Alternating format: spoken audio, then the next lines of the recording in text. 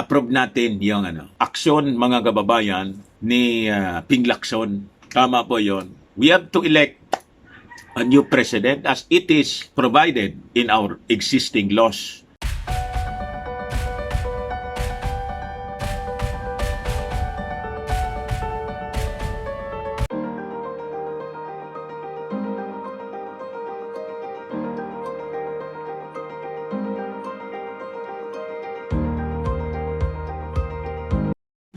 Hello po mga kababayan, lumala po yung kwento tungkol sa scenario of a possible new election sa May 9, 2022. Sabi ko sa inyo. Ito ngayon, ang latest galing po sa Philippine Daily Inquirer. The Senate is ready to elect a new leader who will serve as acting president. Should there be an attempt to delay the May 2022 polls and extend President Rodrigo Duterte's term. Ito'y matapos mga kababayan na magpalabas ng pahayag yung isang opisyal ng PDP Laban, Pimentel Pacquiao faction, na yung final mga kababayan na petition to reopen the filing of COC ng COSI faction is a ploy mga kababayan para i-derail yung eleksyon sa Mayo. So with this, sabi po ni Presidential Aspirant Senator Ping Lacson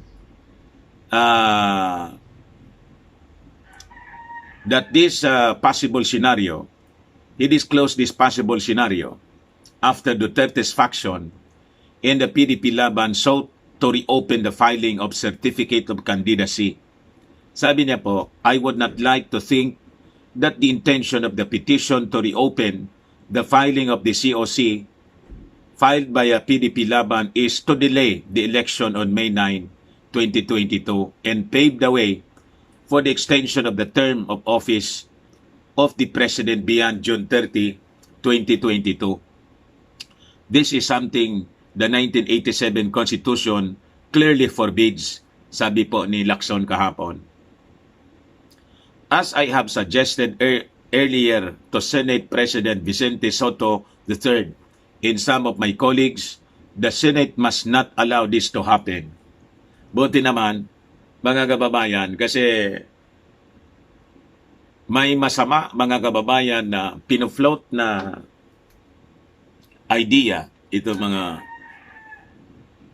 nasa likod ng ating Pangulo. Hindi ko man sinabi na mismong yung presidente yung nag-iisip nito, pero the possibility is there. Kasi magagalit sa atin na naman yung mga DDS na dilawan. Huwag kayong magagalit. Pero I think pati kayo aware kayo nito. Di ba? Kasi kayo, gustong-gusto ninyo na i-extend as much as possible. And in fact, di ba ito yung intensyon ng RIBGOV, Revolutionary Government? Di ba?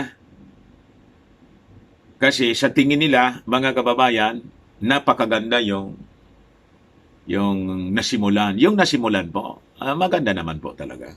You compare yung administration ni Panot with the administration at Digong, I have to admit to you, kaya nga sinuport natin at the beginning for 5 years. Pero ito pong mga, wala na po. Yung nangyari ngayon. You see? Sabi niya, to preserve the presidential line of succession as provided for under Article 7, Section 7 of the 1987 Constitution, Lacson said a new Senate President would be elected before Congress adjourns its sessions in June. So, papasiguruhin nila na hindi mangyari, mga kababayan, yung masamang balaki ng ilang quarter siguro. Especially, itong bukunin natin, yung PDP Laban COSI faction. You see? The new Senate President whose term will expire on June 30, 2025 should act as President until a new President or a Vice President shall have been chosen and qualified. Paliwanag po ni Ping Lacson. According to Lacson, most of his colleagues have already agreed to his proposal. Let me clarify and emphasize that I am not accusing the administration of any malevolent attempt in this possible scenario. What I am only saying is that the Senate will always be the bulwark of our democracy, and I take pride in playing a major role in it. So, in this case, mga kababayan, approve natin yung yung aksyon, mga kababayan, ni Ping Lacson. Tama po yon. We have to elect a new president as it is provided in our existing laws that election should be held, mga kababayan, in May 9, 2022. In the term of office of the President and Vice President, 6 years with no re-election. Di po ba? Yun man lang po, mga kababayan. And didagdag ko na rin po ito. Nagkagulo yung mga marites on our tawag dito, lighter side ng ating kwento. Nagkagulo, parang mga natubigan na palaka dahil sa breaking news kahapon na si Chris Aquino, mga kababayan, at si Mel Sarmiento, dating yusik ng DILG yata ito,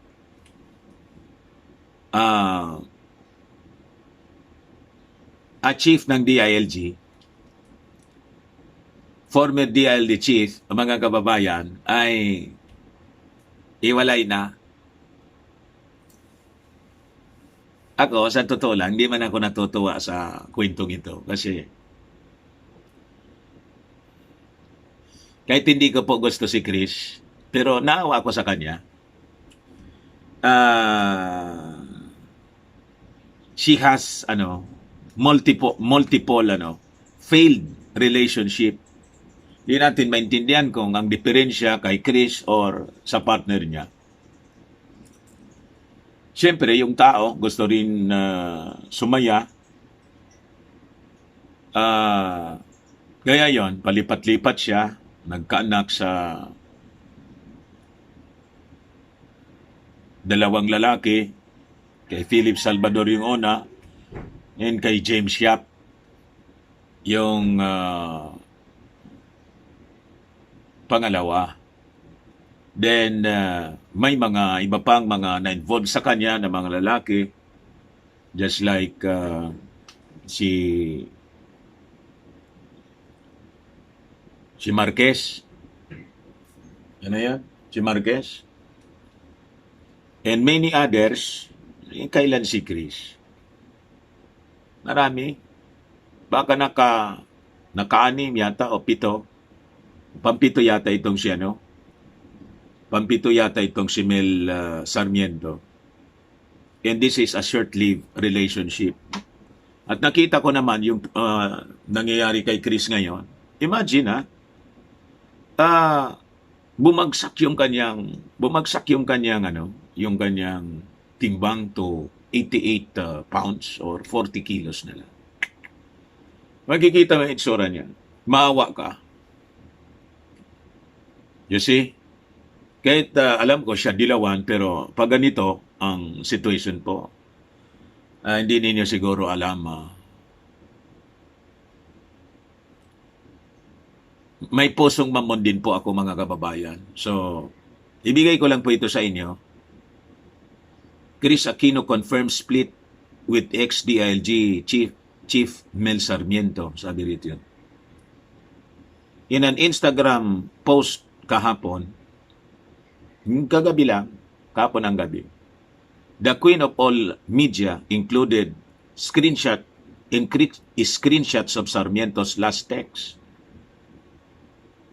to her where he said he has accepted offer of letting him go. Di ba nakakano? Unang-una na short-lived nga eh. Di pa matagal. I accept the fact that I already have a bubble fatigue and I will not be able to, sad to say, be able to continue living in a bubble. I cannot in conscience be able to accept that something will happen to you brought about my going out of the bubble, sabi po ni Sarmiento. Na baka mahawa pang-anya kita kasi lagi akong lumalabas, di man niya pwedeng ikulong yung sarili niya with all this, alam na ninyo. I will always cherish in my heart the happy moments we had together. Magabagbag damdamin po eh. I do love you, but I guess this is goodbye. For your life is of greatest importance given that you have Bimbi and Josh to take care of. You will forever be in my heart, sabi po ni Mel Sarmiento. Chris Aquino disclosed that her health has continued to deteriorate. Ito yung malungkot dito eh. Mga several months na lumalabas-labas, including yung pag-relief nila sa, di ba? Na yung balita nga po after the relief operation na ratay siya sa bedridden. Mga kababayan, ayun, ito na ngayon ang sunod. So, makikita talaga yung mabilis na pag-deteriorate. Masyado na siyang payat, biglang pumayat, mga kababayan, at tumanda yung kanyang itsura. Nakakaawa din. Saying she will soon fly abroad to get tested and find answers for her autoimmune conditions. Sabi ni Chris, I have accepted the truth. Many complications from having autoimmune may arise especially because I am immunocompromised and we have been forced to live with a nearly 2-year worldwide itong pandemonyong po. Na-stress siguro din. And I think si Chris, promotor ito si Chris ng tuklam. Kahit wala pa itong pandemonyo. She is a believer of tuklam. And probably tumanggap na rin po siya ng so-called protection. So alam na natin, mga kababayan, lalo pa kung ganito yung kanyang health condition, Aquino stressed that this will be the last time anyone will hear anything from her about Sarmiento, as she wants to preserve whatever dignity she has left. She also asked for privacy and respect, especially with her fight for her health.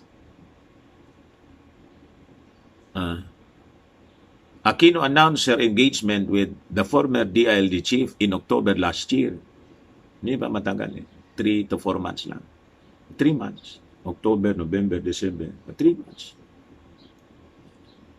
Thanking him for loving her, for her with no agenda.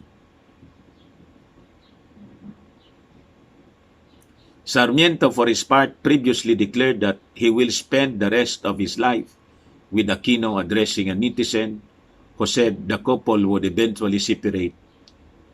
Parang naging sumpa na tuloy yung naging statement ng isang netizen. Kasi po, siyempre, hindi mo man mabiblame mga marites.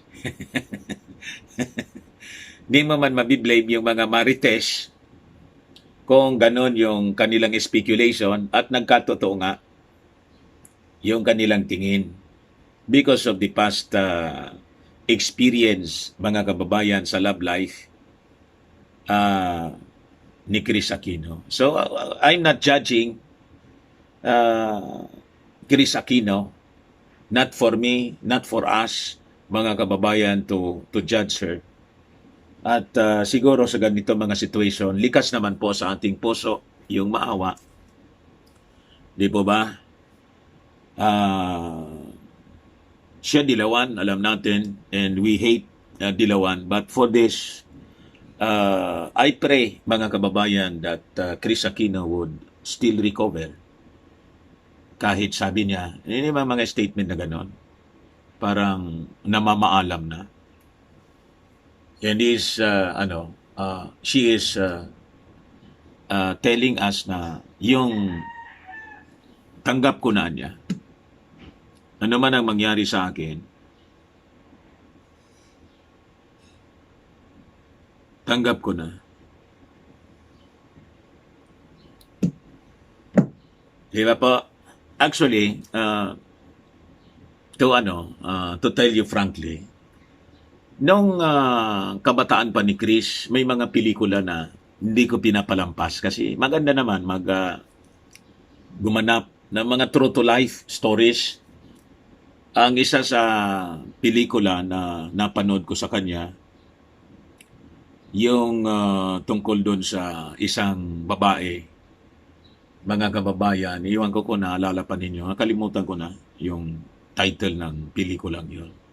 I-post na lang po ninyo dito para ma-recall. Nakuha ko na. Myrna Diones story. Myrna Diones story. Yung babae pong kinidnap ng mga pulis, magkasiyam atang pulis yun. Tapos,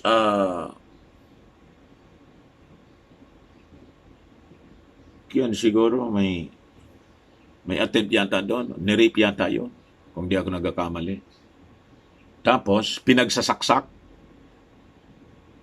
para patayin po. Siyempre, para walang ebidensya.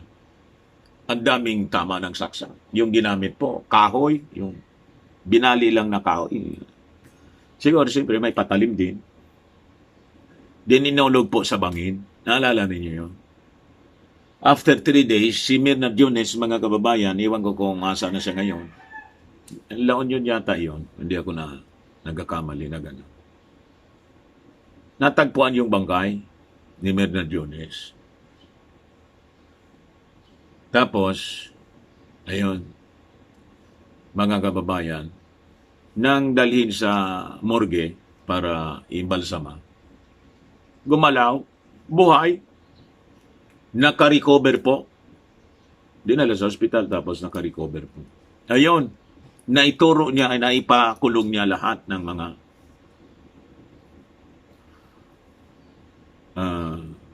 gumawa sa kanya ng karumal-dumal na krimen, mga kababayan. So, ginawa ng kwento. Si Chris Aquino yung true to life story, gumanap. At marami pa na mga films na pinapanood ko with yung taga rito sa amin, si Chitae. Taga rito yun sa amin, Bakakay. Naunang namatay. Si Pido Dida. Ayun. Di ba? At nakapagdala naman ng saya. Di ba? I have to admit that, mga kababayan, nakapagdala naman ng saya sa buong sambayan ng Filipino si Chris Aquino. Di ba? Kaya lang, siyempre, because Aquino siya, at ayaw natin sa mga Aquino, pero actually noon, hindi man siya kadamay. Nang pumasok na din siya, siyempre, hindi man niya ma-avoid yung to defend Noynoy. Kapatid niya yun. Hindi man normal yun. Di ba? Comes now yung untinto yung mga tao, yung paghanga kay Chris Aquino. Pero ngayon, marami pa rin siya, mga fans. Millions pa rin po. Kaya nga, naging queen of all media siya po. Sumikat sa television, sumikat kung saan-saan. Pelikula. Di ba? Pati sa social media. As a host, laging top rating po yung kanyang show with Boy Abunda noon. Showbiz ka nga talaga, no? Hindi po, ako, jack of all trades. Yung trabaho natin. So, yun lang po mga kababayan. Ako, in my heart is bleeding with, the sufferings right now ni Chris Aquino. Okay po mga kababayan, yan man lang po ngayon ang ating panalangin po natin. Ako i-include ko si Chris Aquino sa ganun ang totoong Kristiyano, di ba? Yung hindi tayo nag-iisip ng masama para sa kapwa. Yung mga previous actions niya, siyempre na nababatikos natin, nababanatan natin. But with this, situation niya po ngayon, nakakalungkot din po, sa totoo lang.